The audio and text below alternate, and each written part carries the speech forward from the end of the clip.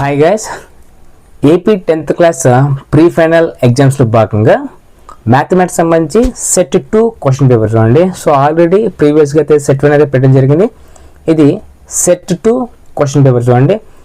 ఒకసారి ఈ question paper చూడబోయే ముందు అయితే ఒక చిన్న రిక్వెస్ట్, మీరు కనుక ఫస్ట్ టైం మన ఛానల్ని విజిట్ చేసినట్లయితే please do subscribe and do like and comment, share someone who needs. ఒకవేళ మీకు అవసరం లేకపోయినా ఎవరికైతే అవసరం అవుతుందో తప్పకుండా షేర్ చేయండి. ఇక్కడ చూడొచ్చు మీరు సెక్షన్ 1లో you have to write all questions అనమాట. Each question carry 1 mark. So 12 ఉంటుంది చూడండి. సో ఆ 12 కూడా చూసుకోండి. ఒకసారి క్విక్ రివిజన్ కింద మీరు ఎంతవరకు చేయగలుగుతున్నారు ఈ క్వశ్చన్ పేపర్ని, ఆల్మోస్ట్ 70%, 80%, 90% అనేది కూడా కమెంట్ సెక్షన్లో కమెంట్ చేయండి. నేనైతే తెలుసుకునే ప్రయత్నం చేస్తాను. అలాగే మీ పేరు, మీ ఊరి పేరు కూడా కమెంట్ చేయండి. ఎందుకంటే మన వీడియోస్ ఎక్కడ దాకా వెళ్తున్నాయని నాకు ఐడియా వస్తుంది. అండ్ ప్రతి ఒక్క క్వశ్చన్ కూడా మేబీ రిపీట్గా అడిగే క్వశ్చనే. ఆల్మోస్ట్ ఈ 3 మోడల్ పేపర్స్లో కొన్ని క్వశ్చన్స్ రిపీట్గా వచ్చాయండి. అండ్ 8 మార్క్స్ కానీ 4 మార్క్స్ కానీ 2 మార్క్స్ కానీ కొన్ని క్వశ్చన్స్ అయితే రిపీట్ అయ్యాయి. అవి ఒకసారి చెక్ చేసుకోండి. సో అలాంటి రిపీట్గా వచ్చిన క్వశ్చన్ మీద బాగా ఫోకస్ చేయండి. సో డెఫినెట్గా అయితే మీకు ఫైనల్ ఎగ్జామ్స్లో కానీ ప్రీ ఫైనల్ పనికి వస్తాయి. అండ్ సెక్షన్ 2 చూడండి. సో 2 మార్క్స్ అయితే ఉన్నాయి. ఇక్కడ 2 మార్క్స్ రాసేటప్పుడు కాస్త చూసుకోండి. అండ్ ఇంకోటి ఏంటంటే మీరు ఒక సీక్వెన్స్ ఫాలో అవ్వండి.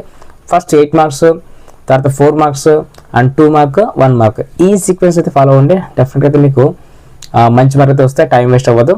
ఈ సెక్షన్ 2లో మీకు మొత్తం 2 మార్క్ క్వశ్చన్స్ ఉన్నాయి చూసుకోండి. ఇవన్నీ కూడా రిపీట్ క్వశ్చన్సే. Maybe you may expect in final exam also. బాగా ప్రాక్టీస్ చేయండి. తర్వాత సెక్షన్ 3 చూడండి. దీంట్లో మీకు ఏంటంటే 4 మార్క్ క్వశ్చన్స్ ఇవన్నీ కూడా. సో 4 మార్క్స్ క్వశ్చన్స్ చాలామంది వర్క్ బుక్స్ అయితే ఫాలో అవుతుంటారు. సో కొన్ని చోట్ల ఏంటంటే డైరెక్ట్గా ఉంటాయి, షార్ట్ కట్స్ లేకుండా, డైరెక్ట్గా పాయింట్ టు పాయింట్ లేకుండా డైరెక్ట్గా షార్ట్ కట్లో ఉంటాయి. సో అలా కాకుండా ఎలాబొరేట్గా ఆన్సర్ అనేది ఎక్స్ప్లెయిన్ చేయడానికి ప్రయత్నం చేయండి. రఫ్ వర్క్ చూపించండి.